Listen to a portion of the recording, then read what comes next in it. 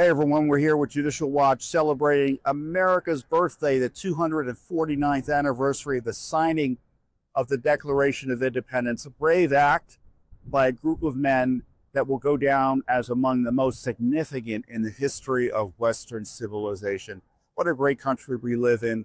Still a lot of work to do always to protect the rights and the values and the ideals of our founders. Listen to what they said in our Declaration.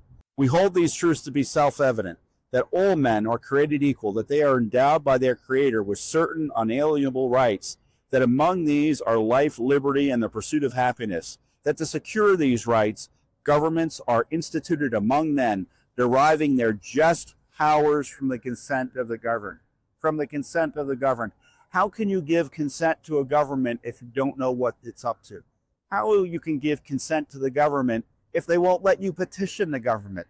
That's why, for instance, Trump, civil rights were so terribly violated when they tried to jail him for disputing an election, where they target Americans for asking questions about what the government's up to. And I'd like to think that Judicial Watch is keeping the founders' vision alive by pursuing the Freedom of Information Act lawsuits by the dozens we pursue in court to find out what our government's up to find out whether the people truly have informed consent about what their government is doing.